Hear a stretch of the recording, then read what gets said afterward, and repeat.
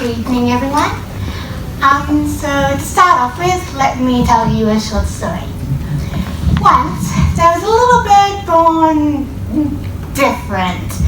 One day when she was watching her friends fly and swoop through the air, the little bird decided she wanted to join them. So she extended her wings and leapt for the sky, only to fall flat on her beak. The little bird tried and failed several times to fly, but soon she realized that her wings were broken from her efforts. A kind of broken that would not heal, would never go away, but would forever be a part of her. At first, she was crushed, but then she met a wise old eagle who had also had his wings broken, and he taught the little bird to appreciate the wonders the ground had to offer. The flowers, the smell of fresh dirt, and the little bird found happiness in being who she was on the ground. And that little bird is not me. Excuse me, if my friends are flying around and doing all these amazing stunts, I am too. So now you're expecting this talk to be all about how much harder people with rare diseases have to work, how we really can be just like you, that we have a voice, yada yada yada. And while that is all true, that is not the point I want to make tonight. Because I realize most people go one of two ways with a talk like this. They go the survivor route, highlighting the troubles people with rare diseases face, the pain, the trauma, etc. Or they go the warrior route. We work harder, we get stronger, we can do this. Yay! Can you guess which one I chose? Neither. Because my story is not one that most people tell. I was diagnosed with MPS I when I was 4 and started treatment when I was 4, almost 5. I was too young to yet understand why I was so different from everyone else. I just knew that my sister Talia could do cartwheels and I couldn't. She could swing monkey bars with ease while I struggled to get on them. People always say I'm a fighter. I don't think that of myself. And no, I'm not being modest.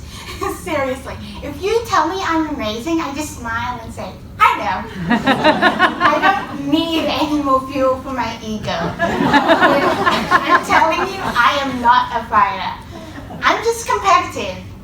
Hard not to be when you live with a sister who can do that.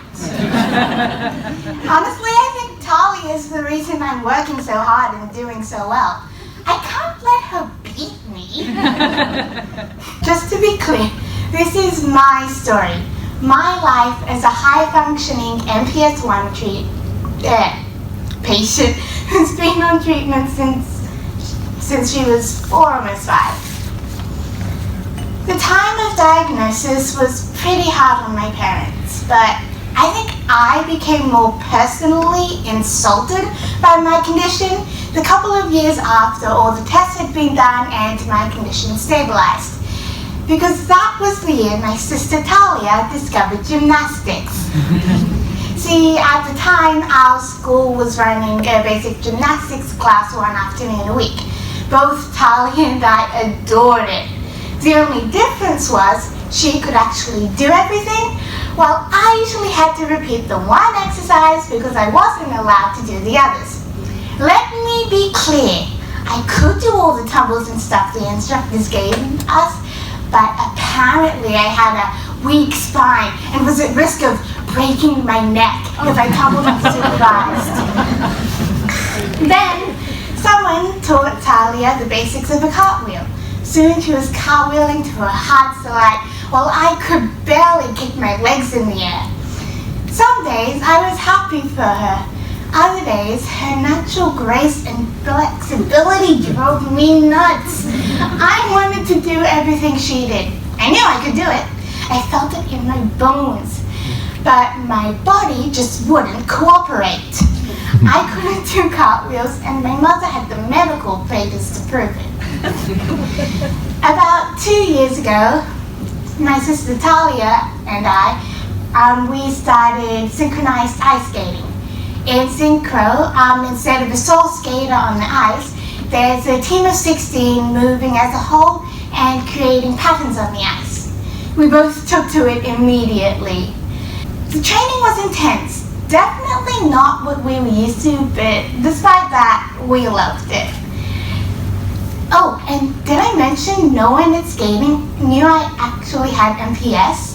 For the first time in my life since diagnosis, no one was keeping an eye on me when we did activities or delegating me special tasks. The only one who knew about my condition was actually my coach, who strongly assured us she wouldn't be giving me any special treatment. It was just so thrilling to know that if I made the team, I got in on my own hard work. No special treatment, no extra help. Ironically, the one place my limitations most affected me was also the one place no one knew about them. The people watching us in the stands had the faintest clue. My hips technically need surgery and I shouldn't be able to skate. My teammates were completely oblivious to the fact that I'm hooked up to an IV 5 hours a week. And my best friends still don't know that I sleep with my wrists and ankles strapped into braces at night just to maintain their movement. Excuse me. But despite all that, I made the team. Then started the real stuff. 2-hour training sessions followed by 1-hour fitness, strength, and flexibility training. But while everyone started off completely unaware of my condition, I'm pretty sure that isn't the case now. Because though I can keep up with them, I still can't do everything they can. Just little things like I can't do splits as well as most people, and I get tired more easily, and my hip flexibility is atrocious. But in skating, if you can't do something, you work and work until you can. And if you still can't do it, then you're not working hard enough. So therein lies my problem. I live in the world of rare diseases. I have a complicated diagnosis with a long and difficult to spell name. I spend 20 hours a week hooked up to an IV, and I know the walls of the hospital like I know the walls of my own house. But I'm not really like anyone else in the rare disease world. I can run, I can jump, I can do so many things other people can't. When people look at me, they see normal. My body is physically strong enough to endure my rigorous training schedule, and I'm able to push myself to limits that shouldn't be possible with my condition. But the transition from the world of my disability into the world of the norm isn't seamless. At youth group, my friends will want to go and sit at the front, while I have to sit at the back on a chair because my legs go numb if I sit on the floor. At skating, I'm singled out for not being able to do just a basic move because my hips just don't bend that way. And I watch from the sidelines as my sister and friends whirl around doing cartwheels and flips, knowing if I even attempt to raise my hands above my head for a handstand, my airway will literally cut off and I'll come up spluttering. So I'm trapped between two worlds, the world of my disability and the world of the norm. I work really hard to fit into one while being constantly reminded I should be in the other. Like that little bird I told you about, yearning to soar with the flock, but being let down by her wings. It's not a case of not letting my limitations stop me. And it's not about remembering how far I've come, or just even about finding my place in the world as a whole. It is about finding that magic between. Can you see them? The birds of delicate crystal, the embodiment of our spirits.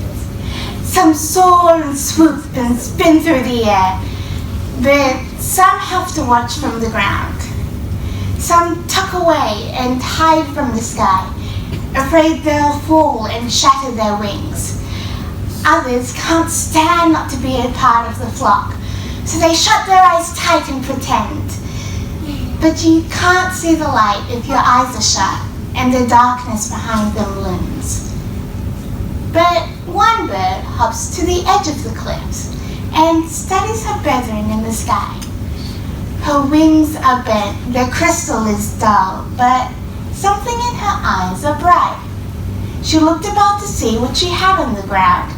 The dirt, the muck, some feathers discarded. She gathered it around and built a contraption. It took blood, tears, and many dark nights, but the little bird couldn't be stopped. When she was done, she stepped to the edge. One breath, two. She leapt for the sky. The wind caught her contraption, her breath in her throat, and she flew. She flew. Lower than the flock, but higher than the ground. The little bird laughed with delight.